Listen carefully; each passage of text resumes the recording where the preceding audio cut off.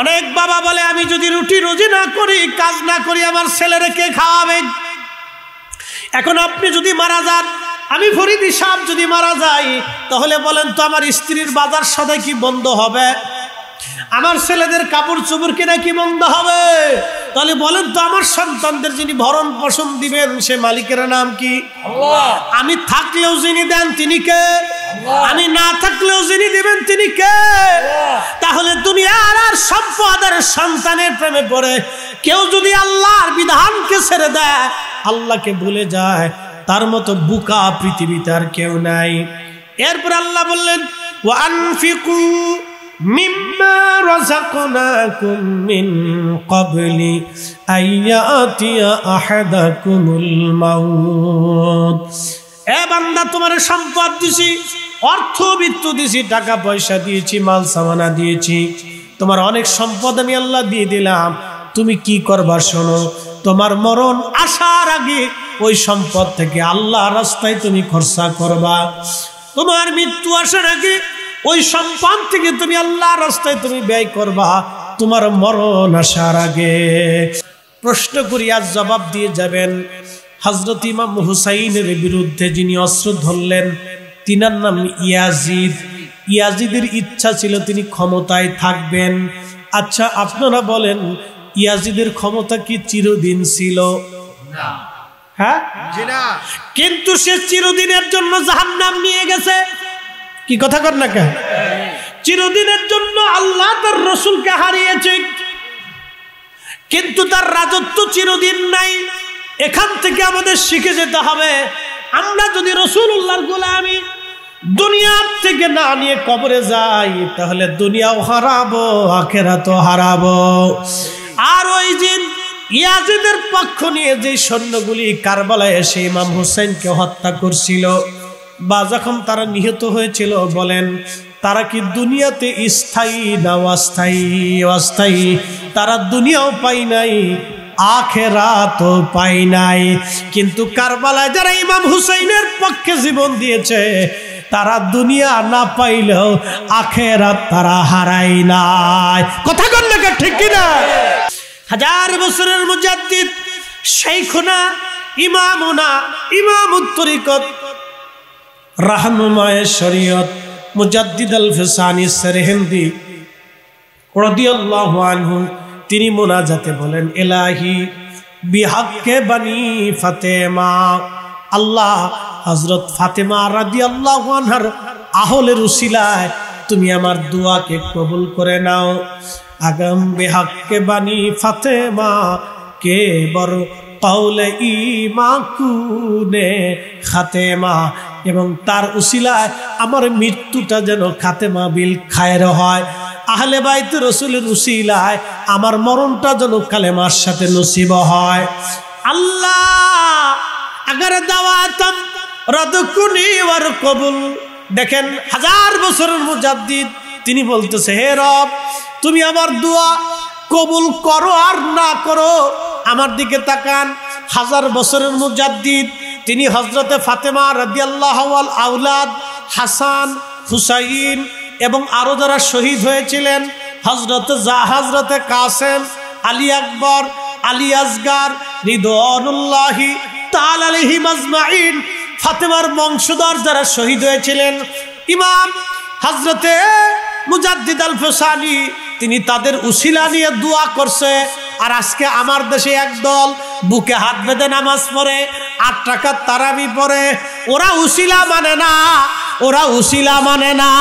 তার মানে বোঝা গেল, লা তুজি কুলুবানা বাদে হাদাইতানা ওয়া হাবলানা মিল্লাদুনকা রাহমাতান ইন্নাকা আনতাল ওয়াহাব। ও আল্লাহ, আমারে হেদায়েত দেওয়ার পরে তুমি আবার আমারে গোমরা বানাই দিও না, আমারে হেদায়েত দেওয়ার পরে গোমরা বানাইও না।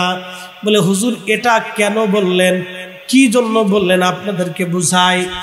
সূরা মুমিনের তাফসীরের মধ্যে আসছে, মানুষের শরীরে আল্লাহ রাব্বুল আলামিন এই মানব দেহটাকে তৈরি করলেন মায়ের পেটে। কোরআন বলতেছে, ওয়া বাদা খালকাল ইনসানি মিন তুরাব, আমি মানব জাতির সূচনা করেছি মাটি থেকে। সুম্মা জাআলা নাসলাহু মিন সুলালাতিন মিন মাইন মাহিন। আর মানব জাতির বংশ বৃদ্ধি করেছে আমি আল্লাহ মানবের শরীরের নির্গত একটু পানি, এই পানি থেকে আমি আল্লাহ মানুষের বংশ বিস্তার করেছি। এই পানির নাম নুতফা। এই পানিটা বাবার শরীর থেকে, পৃষ্ঠদেশ থেকে এবং বাবার মায়ের বক্ষ দেশ থেকে আল্লাহ মায়ের রহেমের ভিতরে আল্লাহ একত্রিত করলেন একটা বিশেষ প্রক্রিয়া হালাল পদ্ধতিতে। মায়ের রহেমের মধ্যে আল্লাহ একত্রিত করলেন একেবারে পৃথিবীর নিরাপদ জায়গায়। একসাথে বললেন আল্লাহু আকবার। পৃথিবীর সব বিজ্ঞানী এক জায়গা করলে কি মায়ের দেওয়া একটা জরায়ু তৈরি করে দিতে পারবে? এই একবারে পৃথিবীর সবচেয়ে নিরাপদ জায়গা আল্লাহ আমার আপনার বডি বানাইতে লাগলেন। এই যে পানি, প্রথমে যে পানিটা গেল এটা 40 দিন আল্লাহ ওই রেহেমের ভিতরে ঘুরাইতে লাগলেন। 40 দিন পরে আল্লাহ ওই পানির অংশটুকুনকে আল্লাহ রক্তপিণ্ড বানাইলেন। খলাকাল ইনসানা মিন আলাক, রক্তপিণ্ড করলেন আমার আল্লাহ রাব্বুল আলামিন। রক্তপিণ্ড করার পরে 40 দিন ওই রেহেমের ভিতরে আল্লাহ আরো রাখলেন। আরো 40 দিন আল্লাহ রাব্বুল আলামিন ওটাকে গোশতখণ্ড করে বানাইলেন। তার মানে চলে গেল কয় মাস? 4 মাস। ধরে বলেন কয় মাস? 4 মাস মায়ের পেটের ভিতরে আল্লাহ আমাদের বডি গোশত বানাইলেন। এরপরে আল্লাহ আমাদের দেহের মধ্যে আল্লাহ রুহু ফুকাই দিলেন। আল্লাহ জীবন দিলেন, জিব্রাইল এসে রুহু ফুকাই দিল। Engine engine engine. খমনাবাসী 2 নাম্বার হলো ইজ্জত। 2 নাম্বার কি? ওই সময় আল্লাহ আজকের প্রধান অতিথির জন্য নিযুক্ত করছিলেন। তিনি আজকের মাহফিলের জন্য তিনি প্রধান অতিথি হবেন। সেটাই আল্লাহর বাজেটে হয়ে গেছে। কে এমপি হবে, কে চেয়ারম্যান হবে। আবার অনেকে আছে চেয়ারম্যান হয়েছে কিন্তু ইজ্জত নাই। অনেকে চেয়ারম্যান হয়েছে কিন্তু ইজ্জত নাই। মানুষ ওপেনে গালাগালি না পারলেও গোপনে গালাগালি করে। কি কথা কন না, মন খারাপ করেন না। অনেক বড় নেতা হয়েছে কিন্তু মানুষ ওপেনে গালি না দিলেও গোপনে গালি দেয়, ইজ্জত নাই। আবার অনেকে আছে চেয়ারম্যান মেম্বার না কিন্তু সমাজে বিরাট বড় তার সম্মান আছে, মানুষ তার প্রশংসা করে, তার জন্য দোয়া করে। কি কথা কন না কে? ইজ্জতকে আল্লাহ নির্ধারিত করে দিয়েছে। 3 নাম্বার, 2 নাম্বার হলো ইজ্জত, 3 নাম্বার হলো তার আমল, 3 নাম্বার তার আমল। 4 নাম্বার রিজিক। সে কি পরিমাণে সম্পদওয়ালা হবে, কি পরিমাণে তার সম্পদ হবে আমার রব্বুল আলামিন ওই সময় নির্ধারিত করে দিলেন। 4টা জিনিস আবার বলে দেই। 1 নাম্বার হায়াত, 2 নাম্বার ইজ্জত, 3 নাম্বার দৌলত, 4 নাম্বার আমল। এই জন্য দেখবেন কোন মানুষ আছে সারা জীবন অকাম কুকাম করার পরে শেষ বয়সে এসে তওবা তওবা করে আল্লাহ ওয়ালা হয়ে কবরে চলে যায়। যেমন নিজামুদ্দিন আউলিয়া ডাকাত ছিল, আল্লাহর ওলি হয়ে কবরে চলে গেছে। হযরতে বিশর হাফি মদপায়ী ছিল, আল্লাহর বিরাট বড় ওলি হয়ে গেছে। হযরতে মালিক ইবনে দিনার মদপায়ী ছিল কিন্তু আল্লাহর ওলি হইয়া কবরে চলে গেছে। হযরত মুবারক আব্দুল্লাহ ইবনে মুবারক রাহিমাহুল্লাহ আগে মদপায়ী ছিল কিন্তু পৃথিবীর সর্বশ্রেষ্ঠ আলেম হয়ে গেছে। হযরত ইমামুল আজম আবু হানিফা রাহমাতুল্লাহ আলাইহি সর্বপ্রথম জীবনে কাপড়ের ব্যবসায়িক ছিল কিন্তু ইমামুল আজম হয়ে কবরে চলে গেছে। একসাথে বলবেন আল্লাহু আকবার। প্রিয় উপস্থিতি, শুনিয়া যান, সেনাপতি আমর তার জীবনের সূচনাটা ছিল খুব ভালো। কারণ এমন একজন সাহাবীর বেটা যিনি দুনিয়ার থেকে জান্নাতের সার্টিফিকেট নিয়ে কবরে চলে গেছেন। সেই দিন যদি সাদ বিন আবি ওয়াক্কাস জিন্দা থাকতেন তাহলে অবশ্যই হুসাইনের পক্ষে নিজের সন্তানের বিরুদ্ধে সেই দিন তিনি যুদ্ধ করতেন, জিহাদ করতেন। ছেলেটা নাফরমান ইমাম হুসাইন সর্বপ্রথমে সে উটের হাওদা, উটের পিঠের উপরে চড়ে এসে 22,000 সৈন্যদের সামনে দাঁড়ায় গেলেন। সালাম দিয়ে বলেন, ও নানার উম্মত, তোমরা কি আমাকে চেনো নাই? আমার নাম হুসাইন, বাবার নাম শেরকুদা আলী, মায়ের নাম সাইয়্যিদাতুন নিসায়ে আহলিল জান্নাহ, জগৎ জননী ফাতিমাতুজ জাহরা, আমার নানা রাহমাতুল লিল আলামিন, আমার বড় ভাই ইমাম হাসান। তোমরা কি এই কয়জনকে চেনো না? এরা সরাসরি রাসূলুল্লাহর রক্ত এবং আহলে বায়াত, আল্লাহ কর্তৃক তারা পবিত্র। এবং আমাদের সম্মান কি তোমরা জানো নাই? আমার রাসূলের নানার কোনো সাহাবী যদি তোমাদের মধ্যে থেকে থাকে তাহলে তোমরা শুনে নাও তাদের কাছ থেকে। আমার নানা জবান থেকে বহুবার বলেছেন, আল হাসান ওয়াল হুসাইন সাইয়্যিদা শাবাবি আহলিল জান্নাহ। আমার হাসান আর হুসাইন দুইজন জান্নাতের যুবকদের সর্দার। তোমরা কি আমার নানা সাহাবী থেকে শুনিয়ে নাও। তোমরা কি মনে করো আমি নাফরমান হয়ে আসছি? তোমরা কি মনে করো আমি অন্যায়ের উপরে এখনো মিথ্যার উপরে প্রতিষ্ঠিত আছি? না, এখনো তোমরা নানার উম্মত যদি আমার বিরুদ্ধে তলোয়ার চালাও তাহলে তোমরা এক দল হবে, আমি আর এক দল হব। আমি হকের উপরে থাকব, তোমরা মিথ্যার উপরে চলে যাবা। যদিও তোমরা কালমা পড়নেওয়ালা, কিন্তু তোমরা হকের উপরে থাকবা না। বলবেন হুজুর 1450 বছর পরে কারবালা নিয়ে ওয়াজ করার প্রয়োজন কি? আজকেও যদি আপনারা ইমাম হুসেনের পক্ষে থাকেন তাহলে মনে রাখতে হবে এই পক্ষে থাকার জন্য কিয়ামতের ময়দানে নাজাতের ফয়সালা হবে। আর যদি আওলাদে রাসূলের বিরুদ্ধে চলে যান, খোদার কসম করে বলি নামাজ রোজা হবে কিন্তু শেষ ভালো হবে না। কথা কন না কেন? আওলাদে রাসূল ইমাম হুসেন রাদিয়াল্লাহু আনহু বললেন, তোমরা কি আমাকে চেনো না?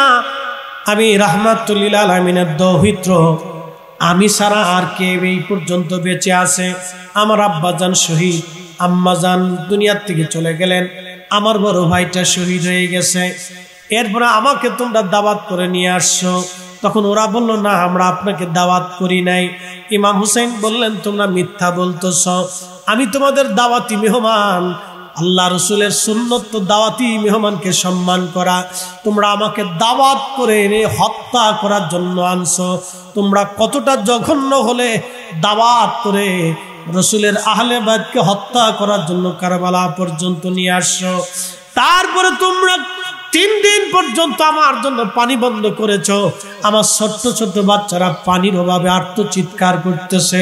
আমার পরিবারে খাবার বন্ধ হয়ে গেছে। আমার মহিলা পরিবাররা আমার পানির তৃষ্ণায় কলিজা ফেটে যাচ্ছে। আজকে 3 দিন আমি একজন বাবা আমার সন্তানদেরকে পানি দিতে পারি নাই। তোমাদের এখনো সময় আছে, হয় তোমরা আমার পক্ষ অবলম্বন করো, আর না হয় তোমরা একটা দল হবে, আমি একটা দল হব। এইভাবে বুঝানোর পরেও তাদের হেদায়েত হয় নাই। আওলাদে রসুল বলার পরেও তাদের হুশ আসে নাই।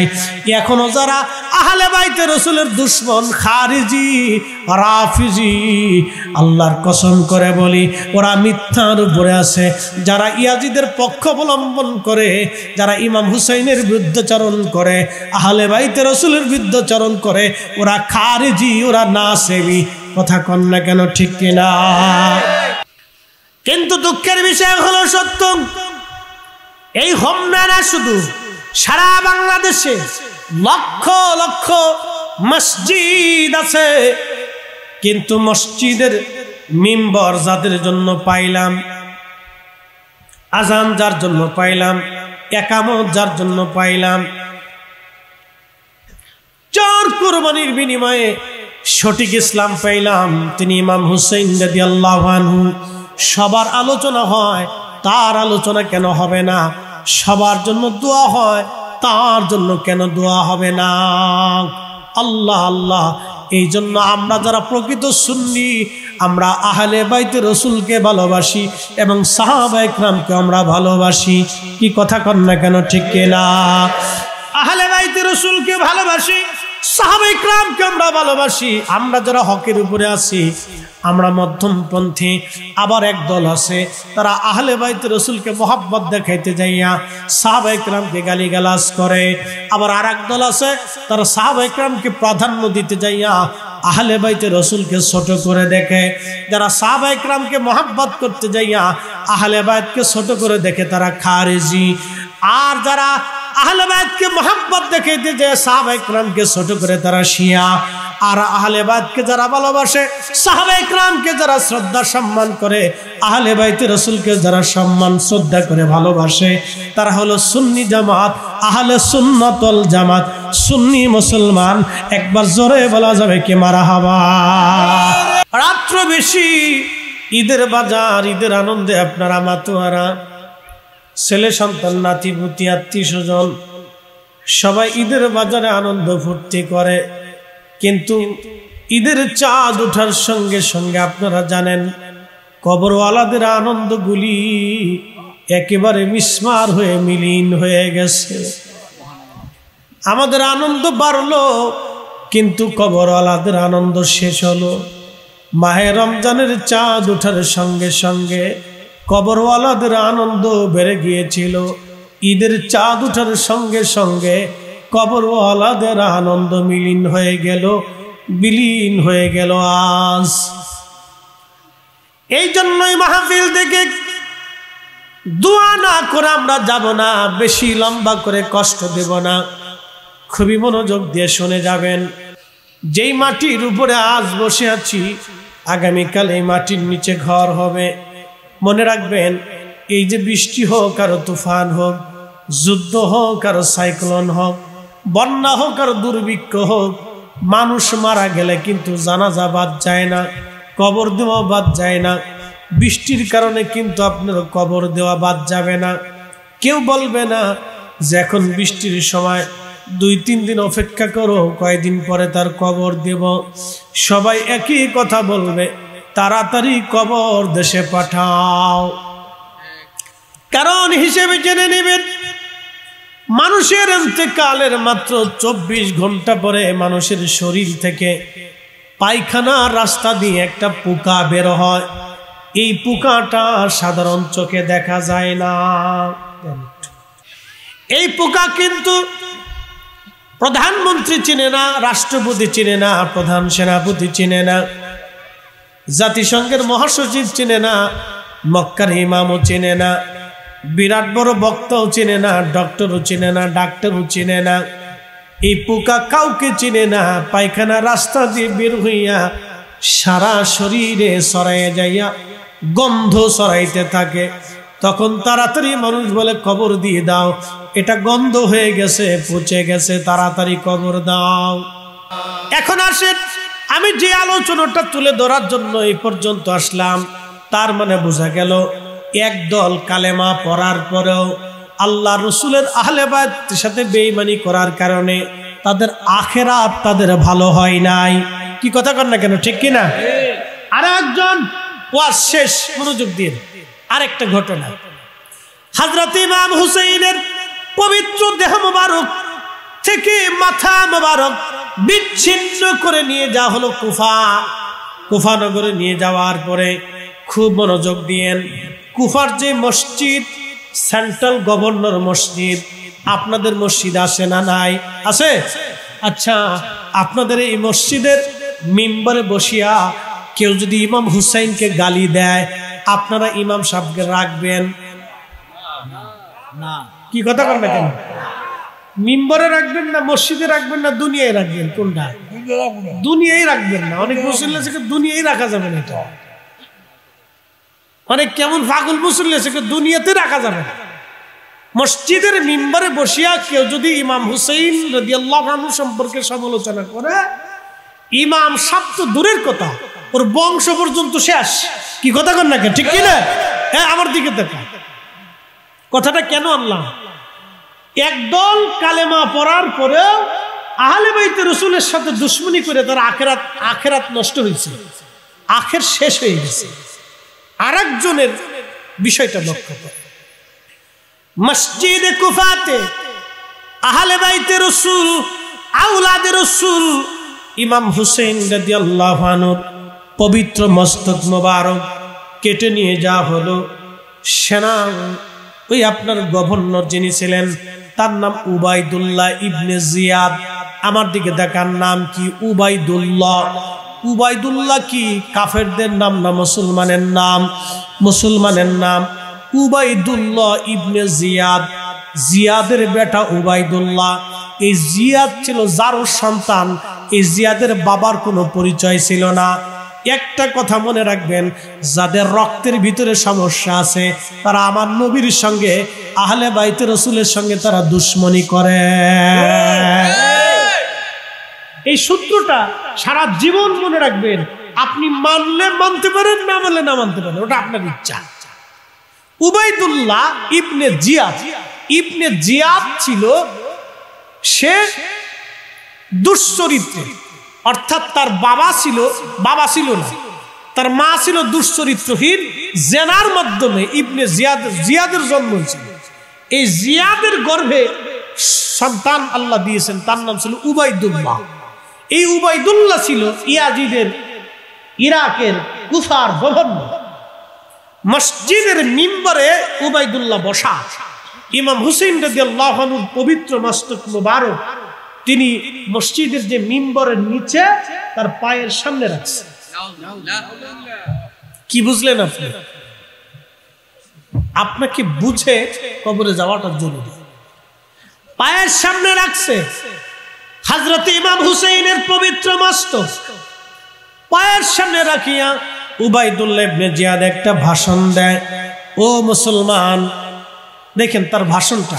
ও মুসলমানেরা, আল্লাহ রাব্বুল আলামিন আমিরুল মুমিনিন ইয়াজিদের বিজয় আল্লাহ দিয়েছে।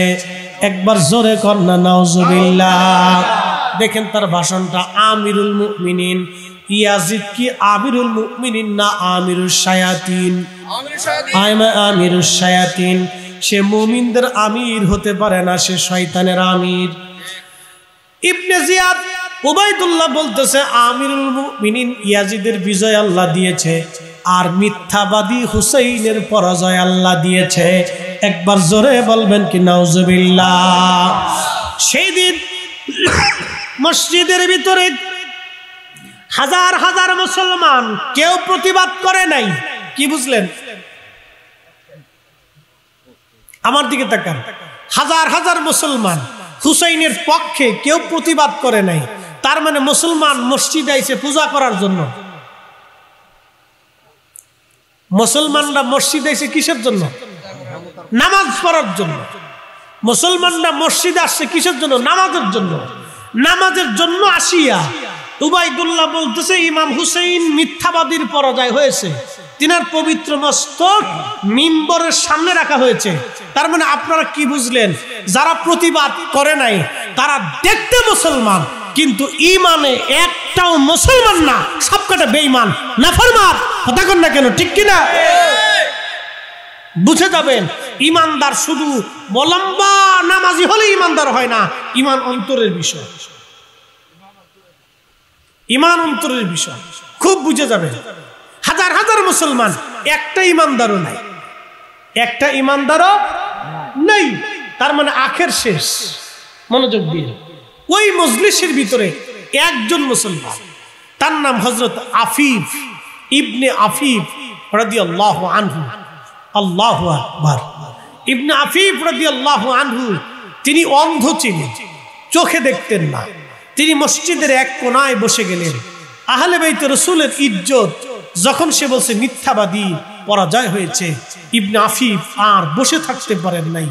তিনি অন্ধ ব্যক্তি গর্জন দিয়ে মসজিদের ভিতরে দাঁড়ায় যায় বললেন, এ মারজানার ছেলে, এ মিথ্যাবাদী, সাত তুই কাকে আজকে মসজিদের ভিতরে মিথ্যাবাদী বলতেছ? আমার আহলে বাইতে রাসূল, আমার রাসূলের আওলাদ, তুমি মসজিদের ভিতরে এসে তাকে মিথ্যাবাদী বলতেছ, আর রাসূলের দুশমন ইয়াজিদকে তুমি আমিরুল মুমিনিন বলতেছ। আল্লাহর কসম করে বলতেছে, হে মারজানার বেটা, আমি ইবনে আফিফের চোখ যদি আজকে ভালো থাকতো, আমি যদি অন্ধ না হতাম, তাহলে তোকে মসজিদের ভিতরে বদলা নিতাম, তোকে হত্যা করতাম, কতল করতাম। একসাথে জোরে বলা যাবে আল্লাহু আকবার। মুসলমান কয়জন? জোরে বলেন, জোরে জোরে জোরে জোরে জোরে বলেন, মুসলমান কয়জন? কয়জন? এখনো আহলে বাইতে রাসূলের পক্ষে যারা থাকবে তারাই হক্কানি মুসলমান। কথা কন না? ঠিক কিনা? ইয়াজিদের পক্ষ যারা নেবে সবকটা বাতিল, বেঈমান, নাফরমান। কথা বুঝে যাবেন, ক্লিয়ার, কোনো ভেজাল নাই। শুনিয়া যান, মুসলমান কয়জন? একজন সেই দিন আহলে বাইত রাসূলের পক্ষে কথা বলার জন্য হযরত ইবনে আফিফ রাদিয়াল্লাহু আনহুকে মসজিদ থেকে বের করে এনে জবাই করা হয়েছিল। জীবন দিয়েছিলেন, ইমান দেন না। এই জন্য আখের যার ভালো হবে তার সবকিছু বুলন্দ। এই জন্য প্রত্যেক দুয়াতে বলবেন আল্লাহ আমার শেষটা যেন ইমানের সাথে হয়। এই জন্য হযরত মুজাদ্দিদ আল ফিসানি কবিতার ছন্দে লিখছেন, এলাহি বিহাক্কে বানি ফাতেমা কেবর কৌলে ইমা কুনে খাতেমা अगर दवातम उड़द कुनी और कबूल मना दोस्तों दमाने आले रसूल।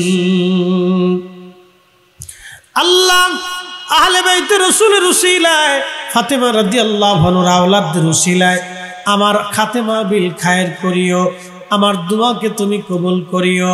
আল্লাহ দোয়া কবুল করো আর না করো মালিক, আমি মুজাদ্দিদ আল ফিসানি বলতেছি, আমি আহলে বাইত রাসূলের দামন আমি ছাড়ব না, তাদের কদম আমরা ছাড়ব না। আমরা সুন্নিরা আহলে বাইতের কদম আমরা ছাড়ব না। কি কথা বলেন, ঠিক না বেঠে?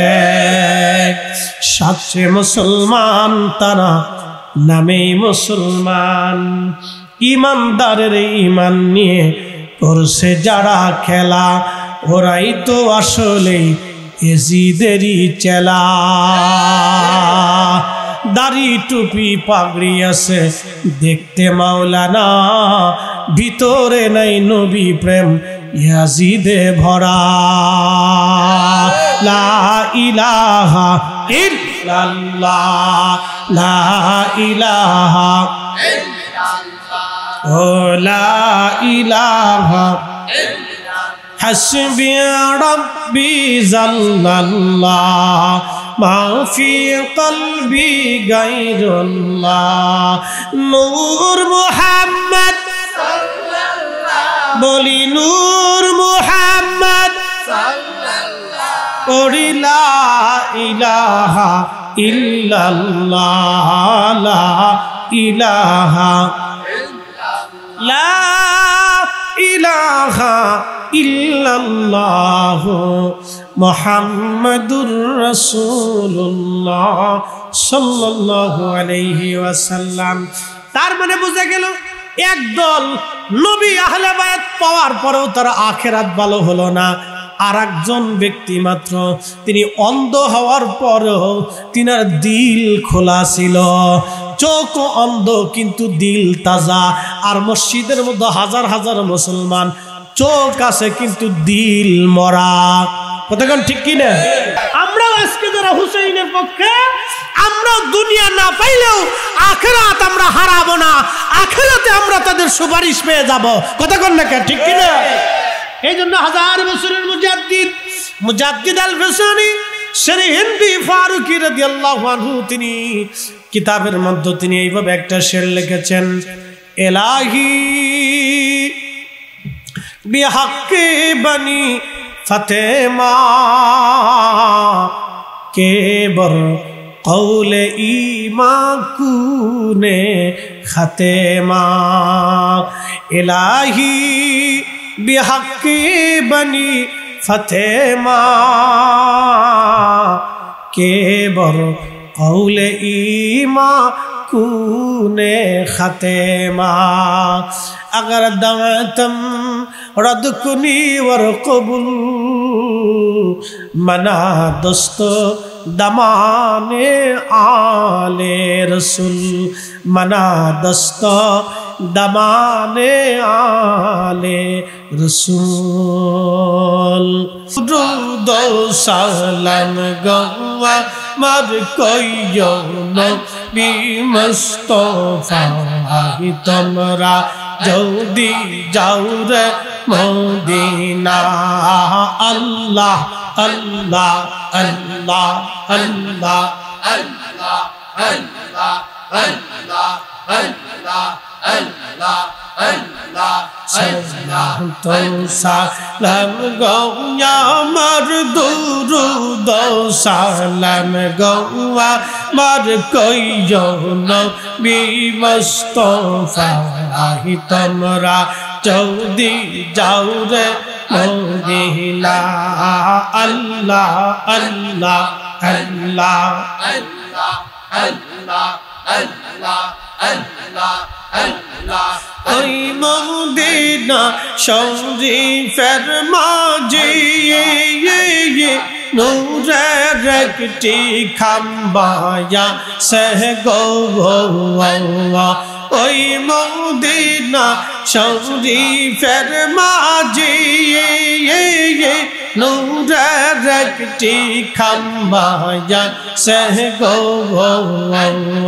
সেই খাম্বাতে হেলান দিয়া সেই খাম্বাতে হেলান দিয়া খুদবা পড়তেন মুস্তাফা তোমরা যদি যাও রে মদিনা আল্লাহ আল্লাহ আল্লাহ আল্লাহ আল্লাহ আল্লাহ আল্লাহ আল্লাহ আল্লাহ আল্লাহ আল্লাহ আল্লাহ সালাতো সালাম গো আমার দুরুদ সালাম গো আমার কইও নবী মুস্তাফা তোমরা যদি যাও রে মদিনা আল্লাহ আল্লাহ আল্লাহ আল্লাহ আল্লাহ আল্লাহ আল্লাহ ওই মদিনা শরীফের মাঝে নূরের একটি রওজা সহ গো ওই মদিনা শরীফের মাঝে নূরের একটি রওজা সহ গো সেই রওজাতে ঘুমিয়ে আসেন সেই রওজাতে ঘুমিয়ে আসেন দিনের নবী মুস্তাফা তোমরা যদি যাও রে মদিনা আল্লাহ আল্লাহ আল্লাহ আল্লাহ আল্লাহ আল্লাহ আল্লাহ আল্লাহ আল্লাহ আল্লাহ আল্লাহ সালাতো সালাম গো আমার দুরুদ সালাম গো আমার কইও নবী মুস্তাফা তোমরা যদি যাও রে মদিনা আল্লাহ আল্লাহ আল্লাহ আল্লাহ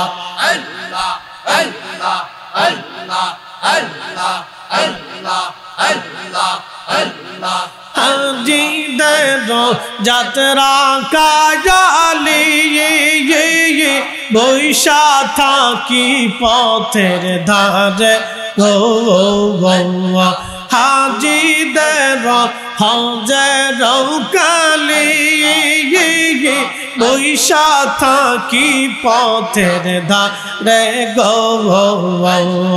আমার সালাম পৌঁছায় দিও আমার সালাম পৌঁছাই দিও ওই না সোনার মদিনা তোমরা যদি যাও রে মদিনা আল্লাহ আল্লাহ আল্লাহ আল্লাহ আল্লাহ আল্লাহ আল্লাহ আল্লাহ আল্লাহ আল্লাহ আল্লাহ আল্লাহ সালাতো সালাম গো আমার দুরুদ সালাম গো আমার কইও নবী মুস্তাফা তোমরা যদি যাও রে মদিনা আল্লাহ আল্লাহ আল্লাহ আল্লাহ আল্লাহ আল্লাহ আল্লাহ আল্লাহ আল্লাহ আল্লাহ আল্লাহ আল্লাহ আল্লাহ আল্লাহ আল্লাহ আল্লাহ আল্লাহ আল্লাহ আল্লাহ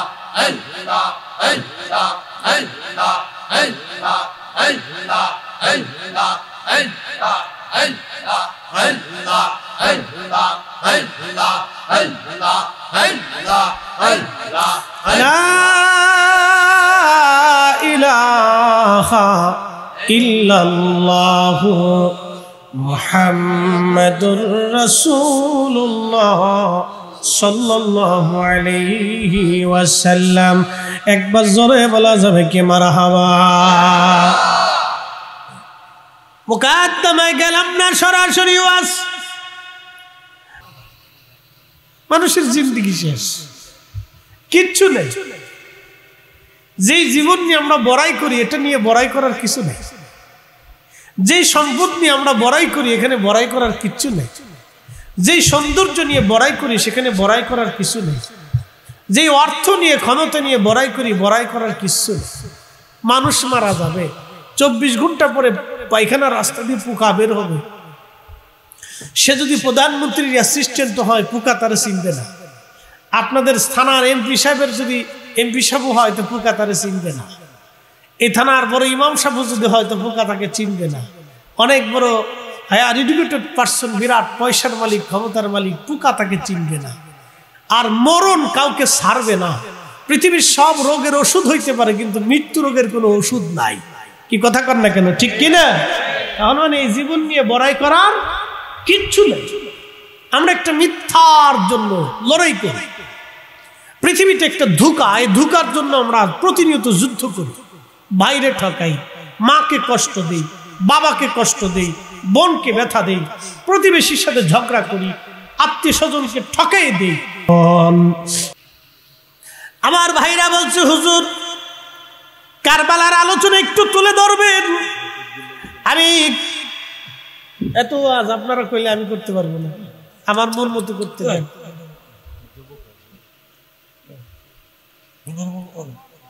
বক্তার ইচ্ছা অনুযায়ী বলুন, বক্তার বক্তব্য আল্লাহর পক্ষ থেকে আসে। আমরা কি ওয়াজ করতে পারি? করায় কে?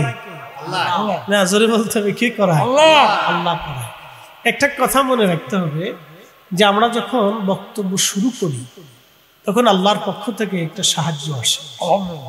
আমরা ইচ্ছা করলেই অনেক চিন্তা করি, আজকে এই ওয়াজ করবো, সেই ওয়াজ করবো। আমরাও কিন্তু ওয়াজের আগে অনেকটা গবেষণা করে আসি। আমাদের দেশের আমাদের ছেলেরা যেভাবে স্টাডি করে, পড়াশোনা করে, আমাদের নিয়মিত এইভাবে স্টাডি করতে হয়। প্রত্যেকটা বিষয়ের উপরে আমাদেরকে নলেজ দিতে হয়। কোরআনের তাফসীর, হাদিস, এগুলো আমাদেরকে পড়তে হয়। আমরা পড়ি, চিন্তা করি আজকে এটা করবো, এটা করবো, কিন্তু ওয়াজে আসার পরে আল্লাহ এমন একদিক ঘুরাই নিয়ে যায় যে আমি যেটা ইচ্ছা করে আছি এটা হয় না। এটা আল্লাহ পাকের ইচ্ছা। এই জন্য আমাদের এখানে কোনো হাত থাকে না। তারপরেও আপনাদের কিছু ইচ্ছা থাকে, চাহিদা থাকে, হুজুর এই বিষয়ে আমাদের একটু আশা আছে। তো আমরা চেষ্টা করি আপনাদের ওই আশার উপরে কিছু আলোচনা তুলে ধরার জন্য। আল্লাহ তৌফিক দিক। সকলে বলে না আমিন। একটু জিকির করে লা ইলাহা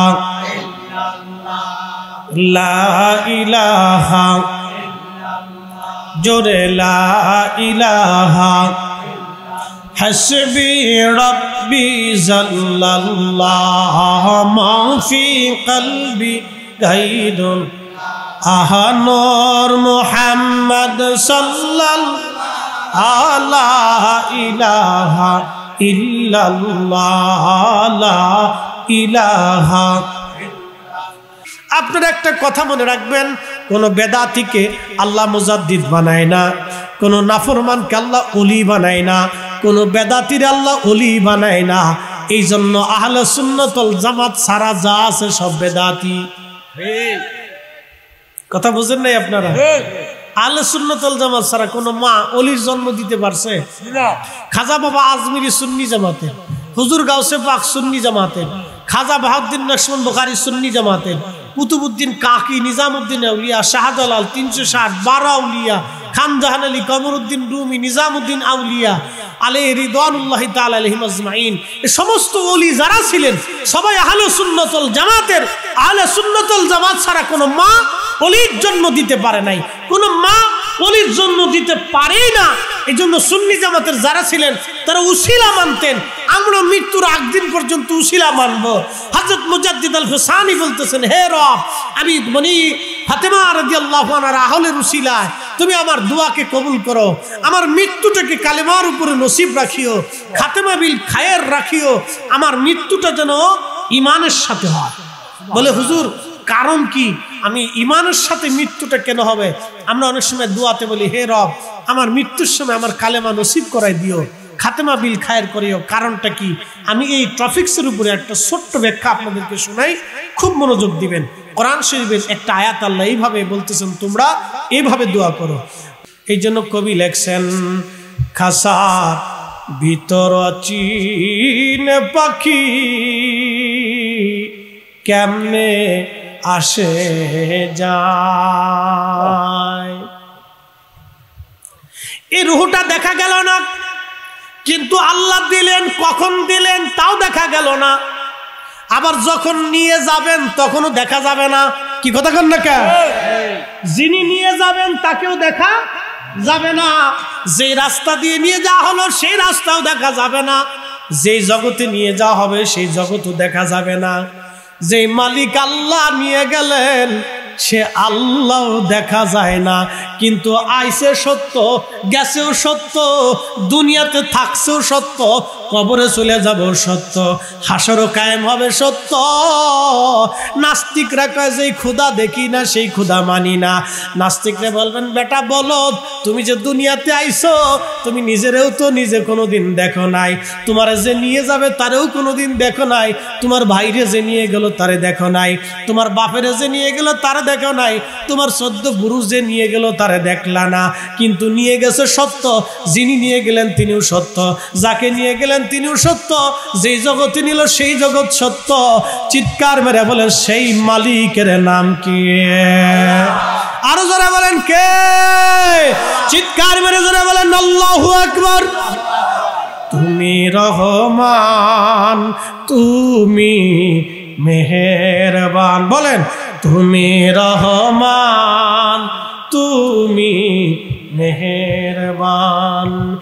অন্ধ গাহে না শুধু তোমারি গুণগান। বলেন, অন্ধ গাহে না শুধু তোমারি গুণগান।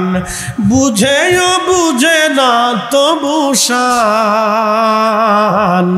তুমি রহমান, তুমি মেহেরবান, তুমি রহমান, তুমি মেহেরবান। আল্লাহুম্মা সাল্লি আলা, হ্যাঁ জবান খুলে,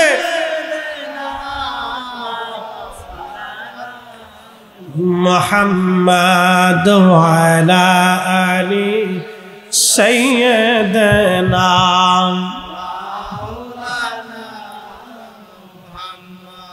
কথা কি বোঝা যায়? আমার দিকে তাকান, খুব মনোযোগ দিয়ে। তাহলে মায়ের রেহেমে কত মাস পরে রুহু আসে? 4 মাস। জোরে বলেন, কয় মাস? 12, 120 দিন পরে। জোরে বলেন, কতদিন পরে? 120 দিন পরে মায়ের রেহেমে আল্লাহ আমাদের কি দিছে? রুহু দিছে, ইঞ্জিন দিছে। মনোযোগ দেন। যখন রুহু দিছে তখন আল্লাহ পাক রব্বুল আলামিন জিব্রাইলকে নির্দেশ দিলেন, জিব্রাইল, এই বান্দার জন্য 60টা জিনিস তুমি আমি আল্লাহর পক্ষ থেকে একবারে কমপ্লিট করে দাও। 1 নম্বরে হায়াত।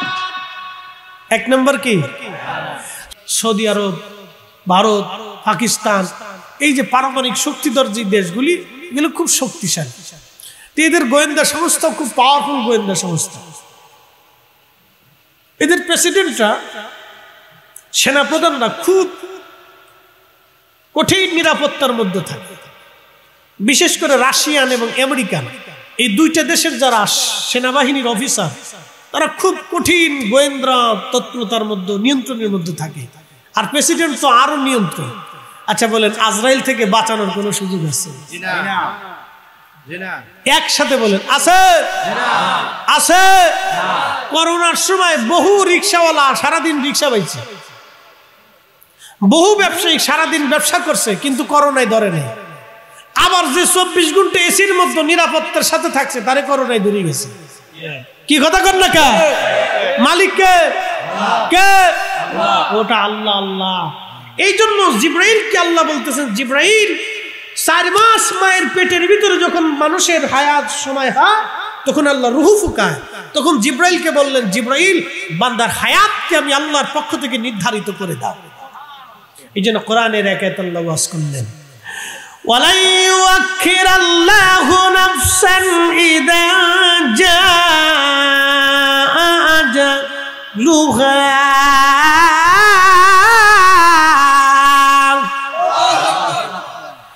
একদিন মাটির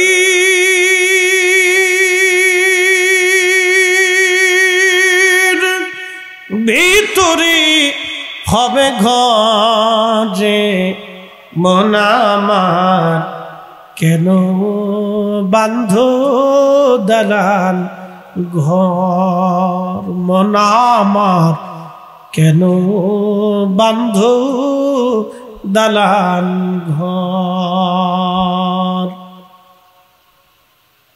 এই জন্য আবার দেখবেন কিছু মানুষ আছে সারা জীবন ভালো আমল করলো, কিন্তু শেষ বয়সে এসে নাফরমান হয়ে কবরে চলে গেল।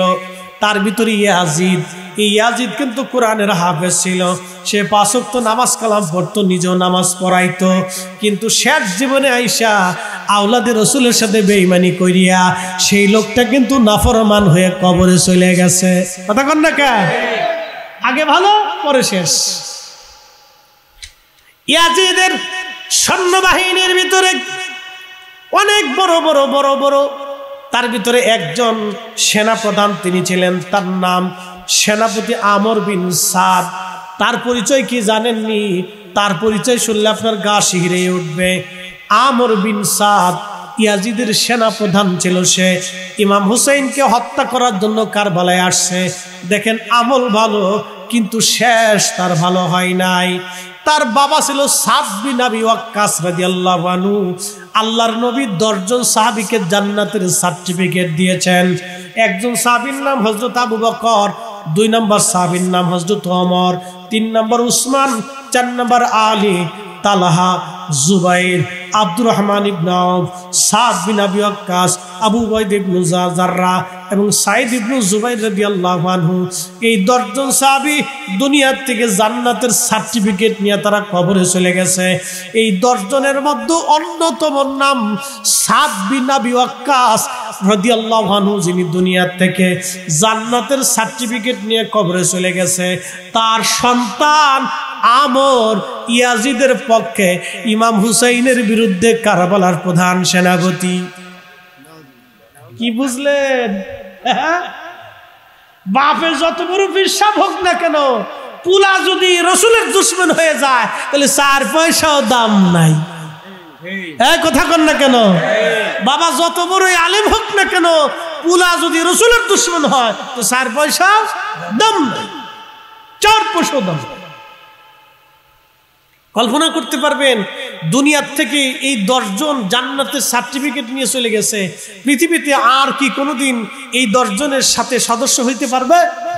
আল্লাহ কর্তৃক ঘোষিত তারা জান্নাত দুনিয়ার থেকে নিয়ে গেছে। তার ভিতর আল্লাহু আনহু, তার ছেলে আমর বিন সাদ, সাদের বেটা আমর, তিনি আজকে ইমাম হুসাইনের সাথে যুদ্ধ করতে আসছে টাকার জন্যে, ক্ষমতার জন্যে। এই জন্য ক্ষমতার অর্থ মানুষকে নাফরমান বানায় দেয়। এই জন্য আল্লাহ বলছে, লা তুলহিকুম আমওয়ালুকুম, সম্পদের প্রেমে পড়ে তোমরা আমি আল্লাহর জিকির থেকে গাফেল হয়েও না। সেই দিন ইমাম হুসাইনের বিরুদ্ধে 22,000 সৈন্য দাঁড়িয়েছিল। একটা হিন্দু, বৌদ্ধ, খ্রিস্টান, নাসারা, ইহুদি, শিখ কোন ধর্মের ছিল না, কোনো বাতিল মিথ্যার ধর্মের ছিল না, নাস্তিক ছিল না, কোনো কাফির ছিল না। সব কয়টা দাঁড়ানো কালমা পণ্যে বলা মুসলমান ছিল। তাদের শুরুটা ভালো ছিল, শেষটা তাদের নাফরমানিতে ছিল। এই জন্য আল্লাহ রসুল বলছেন, আমি আল্লাহ রাব্বুল আলামিন রুহু দেওয়ার সময় আল্লাহ নির্ধারিত করে দেয় সে জান্নাতি নাকি জাহান্নামী, আমল ভালো হবে না খারাপ হবে। এই জন্য আল্লাহ রসুল বলছেন, উম্মত তোমরা বেশি বেশি তোমার শেষ আমলটা যাতে ভালো হয় সেই জন্য আল্লাহর কাছে দোয়া করতে থাকো। এই জন্য আমরা দোয়াতে বলি, আল্লাহ আমার মৃত্যুর সময় তুমি কালেমা নসিব করে দিও, কালেমা নসিব করে দিও, কালেমা নসিব করে দিও। আর আমার দেশের একদল বদ মাযহাব তৈরি হয়েছে, এ জাতি দুয়াই মানে না, দোয়া মানে না, দোয়া নাই, দোয়া বন্ধ করে দিতে চায়। যারা দোয়া বন্ধ করতে চায় তার মানে ওনার তো এক বিরাট বড় কুরবানি, অনেক বড় কুরবানি। কিন্তু দুঃখের বিষয় হলো সত্য, মুহররম মাস আসলে আমার দেশে হাজার হাজার মসজিদ তালা মারা হয়। মুহররমের 10 তারিখেও আওলাদে রসুল নিয়ে আলোচনা হয় না। অমুক তমুক আতা সাতা লেতা কাতা সলিমুদ্দি কলিমুদ্দির ওয়াজ হয়, কিন্তু ইমাম হুসাইন রাদিয়াল্লাহু আনহুর শানের ওয়াজ হয় না। কারণটা কি? এর পিছনে কারণ হলো খারিজি নাসিবিবাদ। কথা কন না কেন? খারিজিয়াত ও নাসিবিয়াত, এই খারিজিয়াত ও নাসিবিয়াত থেকে আমাদেরকে বের হয়ে আসতে হবে, এখান থেকে বের হয়ে আসতে হবে আপনাকে। আমরা সবাই যারা পীরপন্থী, আমরা নিজেদের পীরের আলোচনা করি। যারা আমরা দলের অনুসারী, আমাদের দল নিয়ে পড়ে থাকি। কিন্তু আহলে বাইতে রসুল কোন দলের না, তারা ইমানের অংশ। কি কথা কর না কেন? আহলে বাইতে রসুল আমাদের সবার, রসুলুল্লাহর পরিবার আমাদের কার? সবার। এটা কোনো দলের না, ওটা আমাদের ইমানের অংশ, একীনের অংশ। আল্লাহ রসুল বলছেন, উম্মত আমার ইন্তেকালের পরে তোমরা 2টা জিনিস মেনে চলবে। ফালাইকুম বিসুন্নতি, আমার সুন্নত তোমরা মেনে চলবে। শোনো, কোরআন মেনে চলবে। ওয়া ইত্রাতি আহলু বাইতি, আমি রাসূলের আহলে বাইতকে তোমরা মেনে চলবে। যদি চলতে পারো তাহলে তোমরা হকের উপরে থাকবে। এই কথাটা মনে রাখতে হবে। এই জন্য আহলে বাইত রাসূলের এই দিকটাকে আপনি ছোট করে দেখার কোনো সুযোগ নেই। চোখ আছে, দিল মরা। আর এই আফিফ রাদিয়াল্লাহু আনহুর চোখ নাই কিন্তু দিল তাজা। একসাথে বলা যাবে মারহাবা। এই জন্য আমাদের আখিরাত ভালো হইতে হবে, আখিরটা যেন আমাদের ভালো হয়। এই জন্য আল্লাহ রসুল বলছেন, মানব দেহের ভিতরে আল্লাহ রুহু ফুঁকে দেওয়ার পরে ওই যে আল্লাহ পাক 4টে জিনিস তার জন্য নিযুক্ত করে দেয়, একবারে নিয়ন্ত্রণ করে দেয়। তার একটা হচ্ছে আমল, সে ভালো আমল করবে না খারাপ আমল করবে, এগুলি। এই জন্য আমরা যারা মাহফিলে আসি এবং মাহফিলে বসি, আমরা যারা নামাজে আসি, নামাজে বসি, দিন ধর্মের প্রতি আমরা যারা রুজু হয়ে থাকি, বুঝতে হবে যে আল্লাহ আমাদেরকে পছন্দ করে, ঠিক কিনা? আমরা যারা রসুলের পক্ষে, আল্লাহ আমাদেরকে পছন্দ করছে, কবুল করছে। এই জন্য একসাথে বলবেন আলহামদুলিল্লাহ। আসেন আমরা নবীজিকে ধরে সালাম জানাই, ইয়া নবী সালাম।